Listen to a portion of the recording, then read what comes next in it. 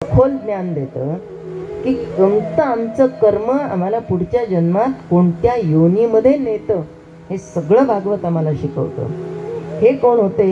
हे मागच्या जन्मामध्ये गंधर्व होते.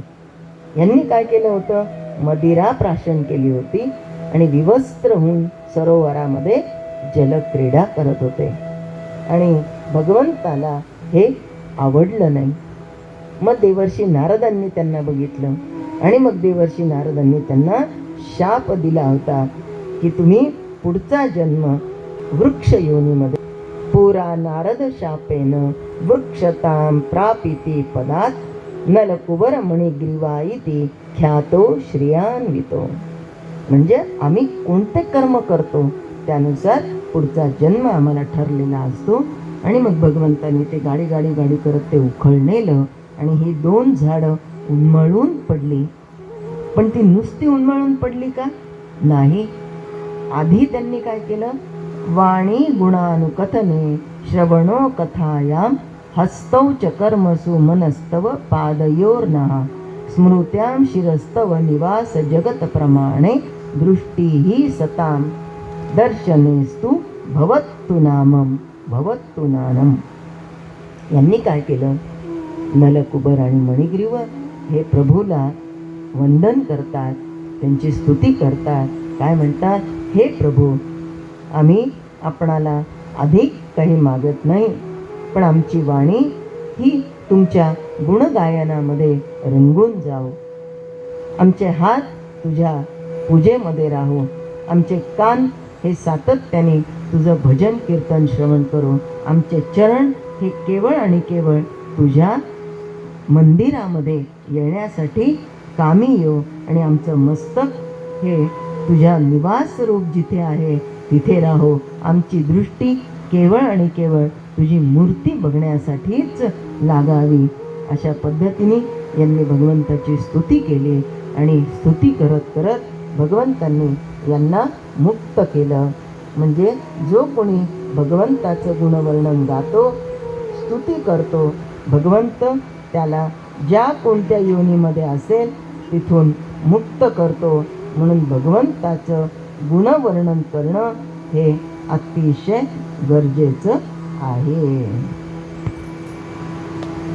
ते गुणवर्णन आपण करूया. गोविंद दामोदर स्तोत्र.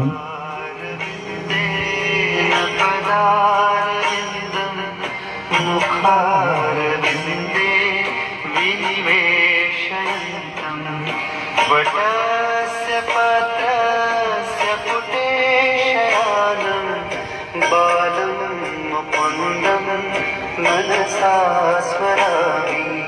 बालं मुकुन्दं मनसा स्मरामि.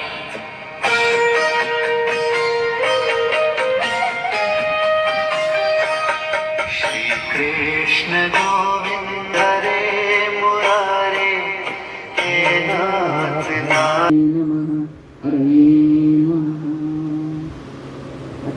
पण या लीला कशासाठी आहेत?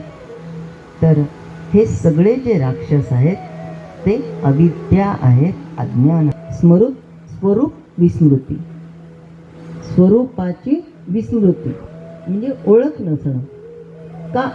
खरं जर मला ओळख असती ना माझी, जर मला ज्ञान असतं ना, तर हा देहच झाला नसता. हा आत्ता देह आहे. कशामुळं आहे? कारण देहामुळे देह आहे. का कारण देहामुळे? तर कारण देह हे अज्ञान आहे. कारण देह हे सुषुप्तीमध्ये असतं. सुषुप्ती अवस्थेमध्ये मला सांगा, आपल्याला धड जागेही नसतो आणि धड गाढ झोपलेले नसतो. मधली जी अवस्था असते ती सुषुप्ती अवस्था असते. मग तिथे काहीच कळत नाही. म्हणजे उशाशी उर्वशी बसली आहे का साप बसलेला हे कळत नाही. ती जी अवस्था आहे ती अज्ञानाची आहे. आणि त्या जीवनामध्ये, त्या जन्मामध्ये जर मला खरं ज्ञान असतं तर मी मुक्त झाले असते. परत जन्म घेणे लागे वासनेच्या संगे. पुढची कोणती तरी वासना होती, अतृप्त वासना होती. म्हणून हा नरदी स्वरूप विस्मृती. इंद्रिय ध्यास, त्या कला ज्या, त्या सगळ्या लीला ज्या आहेत ना, त्याचं सगळ्यांचं सार या 5 गोष्टींमध्ये आहे. अविद्यान्नवाला बांधून ठेवणाऱ्या. इंद्रिय ध्यास प्रत्येकाला आहे. कशाचा? थोडी गरमी होऊ द्या, काय पाहिजे असतं? हवा पाहिजे असते. खूप थंडी वाजू द्या, काय पाहिजे असतं? गरमी पाहिजे असते. भूक लागली, खायला पाहिजे असतं. खूप खाल्लं, फिरायला जावं लागतं. आणि खूप खाल्लं आणि तिकडं नाही गेलं, परत बेचैनी आहे. म्हणजे याचीही आसक्ती आहे आणि त्याचीही आसक्ती आहे. घेण्याची पण आहे, टाकण्याची पण आहे. म्हणजे इंद्रिय ध्यास प्रत्येकाला आहे. हेच जीवाला बांधणारं आहे. हे आहे अज्ञान, हे आहे अविद्या. परत ध्येयाध्यास. बरं, ध्येयाध्यास हा चांगल्या गोष्टीचा असेल तर खूपच छान, पण हा जर विषयांचा असेल